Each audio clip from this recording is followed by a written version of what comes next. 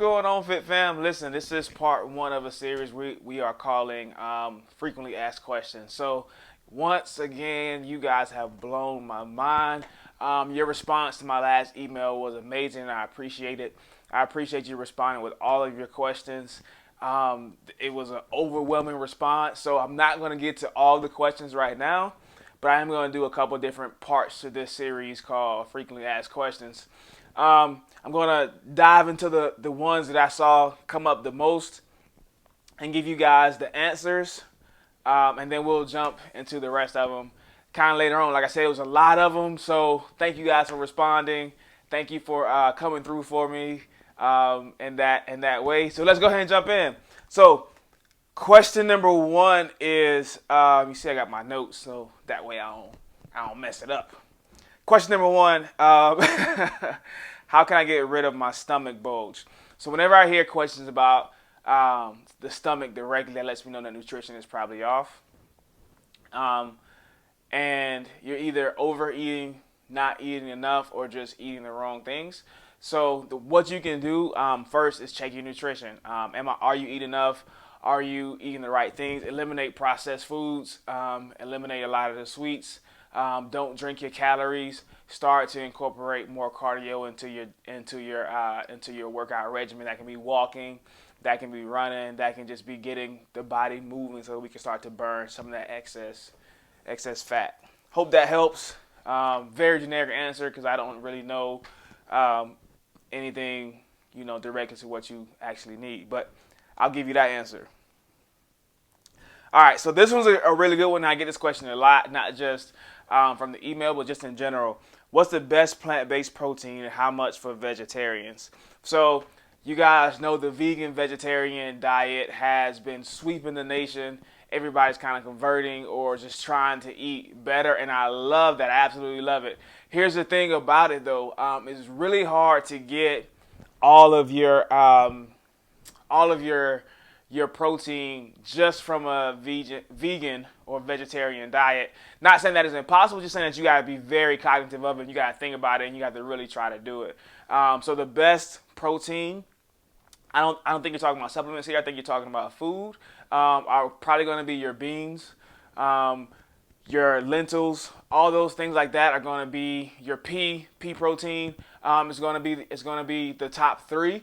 For my vegans and vegetarians out there. How much is going to be specific to you and your body type? I'm not really sure what you are, but just as a general basis, men, we need about a gram of protein per body weight. So I'm 190 pounds, so I would need 190 grams of protein somewhere roughly. Women, you need about 0.6, 2.1. It depends on your activity level and what you do.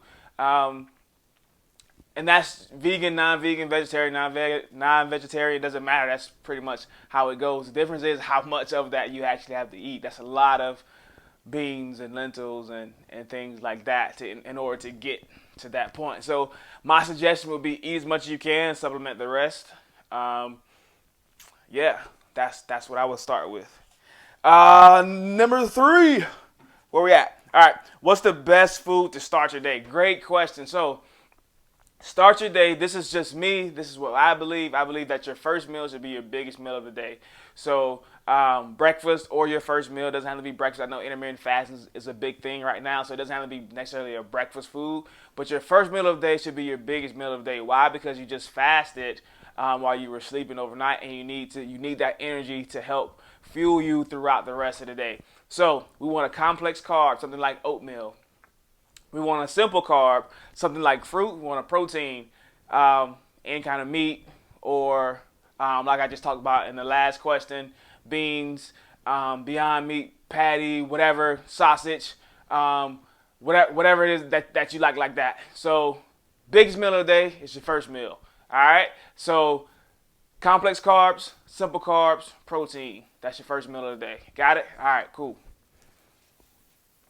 Next question, to see results, how often and how long should I work out? So this is another question that I get a lot as well. One, it depends on where your current level is, but as a general rule of thumb, working out is about intensity, not duration. So it's not about how hard you, it's not about how long you go, it's about how hard you go. Does that make sense? So if I only have 15 minutes a day and I go hard for a 15-minute workout, like all out, that's good enough because I'm getting the same amount as I would if I did an hour workout, right? If I'm going that hard, right? So if we want to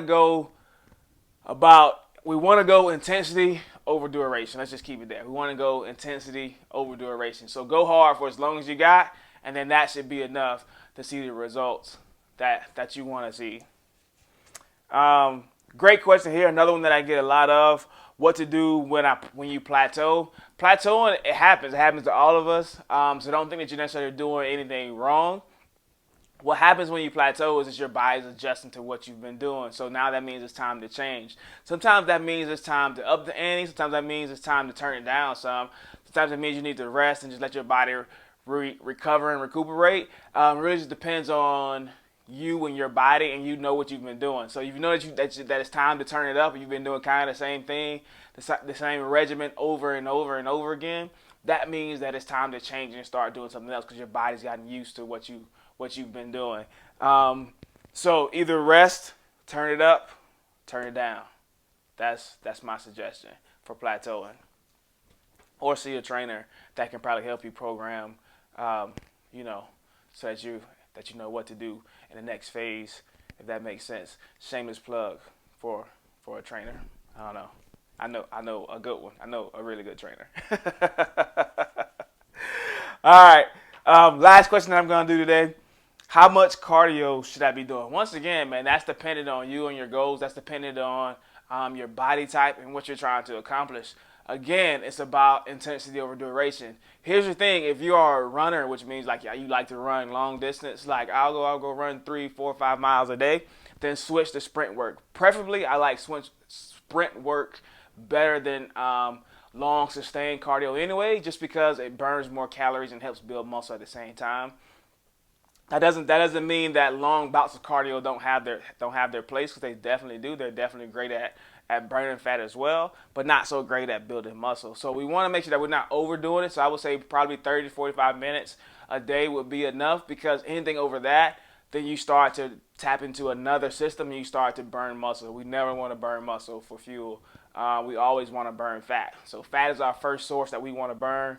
Muscle never been an option, hopefully. It happens sometimes, but 30 to 45 minutes should be good. And then after that, do that a couple times a day. If you need to, you feel like you just need more cardio. But I'm not a huge fan of like hours and hours of cardio. Just my personal opinion. I hope this helps you guys. I'll make sure that I post this out for everyone to see at some point. You guys get it first because you're on my email list. So thank you so much for your questions. Thank you for subscribing. Make sure you go like, comment, share this with your friends. Make sure you subscribe to my YouTube channel, iTrain365 TV. This link will help you do that. All right. So thank you guys again.